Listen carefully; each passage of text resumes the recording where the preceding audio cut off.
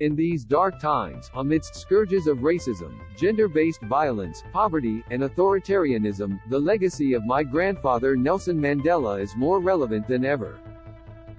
His indomitable spirit stood fast amidst unbelievable oppression, a spirit that can inspire and nourish us today. He proved that an unfailing commitment to love, forgiveness and reconciliation can turn the odds in our favor. That is why I find it so painful when my grandfather's name is misused. Perhaps one of the most hurtful such experiences occurred in South Africa shortly after Nelson Mandela passed away. During his funeral, various officials misused, including pocketing funds, millions earmarked for development.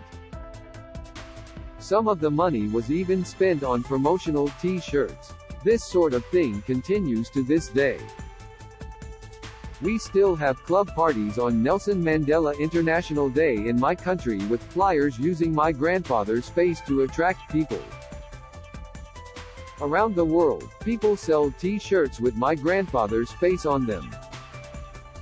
Yet the profits from these activities do not typically support my grandfather's legacy or the causes he championed. It is this commercial exploitation of my grandfather's legacy for selfish gain that I oppose so strongly. And it is this that I spoke about recently. Yet regrettably, my words were misquoted by recent international headlines to claim I had criticized Harry and Meghan for profiting from my grandfather's name. But these headlines were guilty of exactly what I had criticized.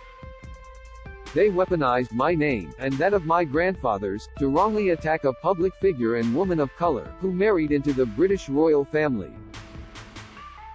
I see this as amounting to gender-based violence operating on a global scale. The simple truth is that I admire Prince Harry and Meghan Markle for the courage of their conviction towards social activism. Their work today resonates with my grandfather's preoccupation with justice and freedom for all. Meghan, Duchess of Sussex and Prince Harry, Duke of Sussex attend the 2022 Robert F.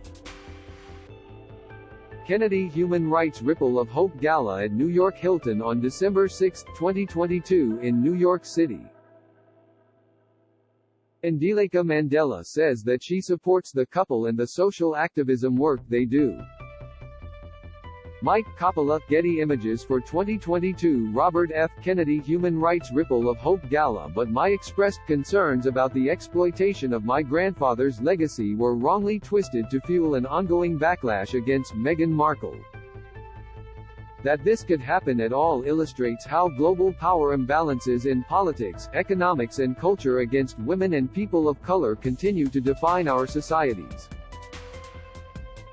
The seemingly inexplicable but relentless onslaught against Meghan begins to make sense to me when I consider this unequal global system.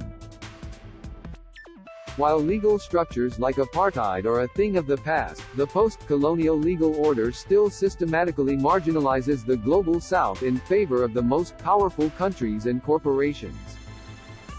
And women and people of color face the brunt.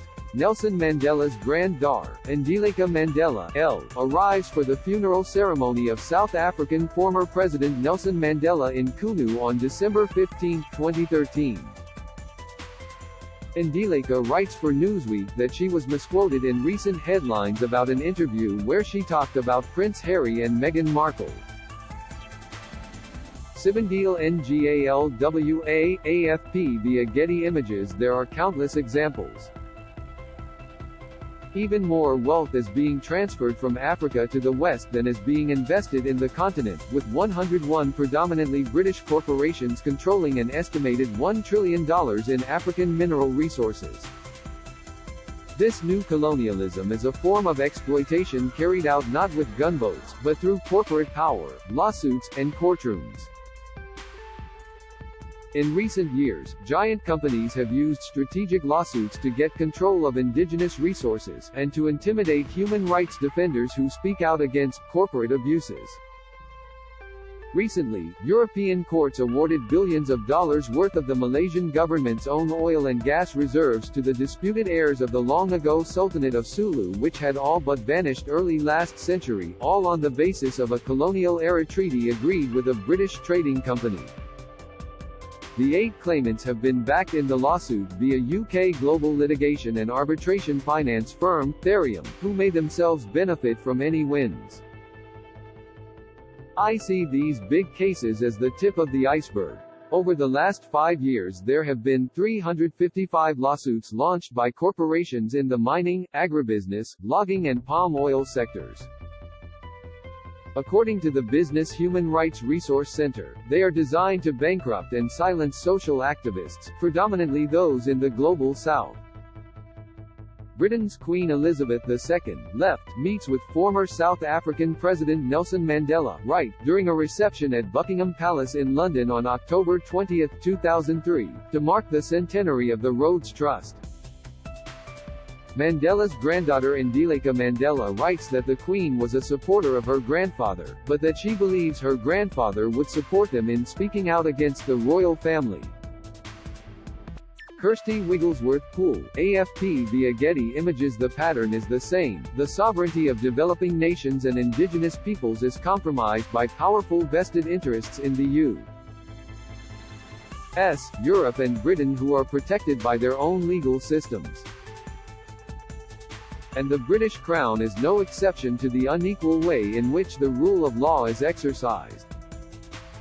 Read more. Prince Harry has machine gunned down his credibility with Americans. Ramla Ali, working with Meghan Markle changed my life. Now Americans think Prince Harry and Meghan Markle should lose their titles. Meghan Markle and Prince Harry adopted a rescue dog from us, while the late Queen Elizabeth was a great supporter of my grandfather. The post-colonial British Crown is still the largest private landowner in the world.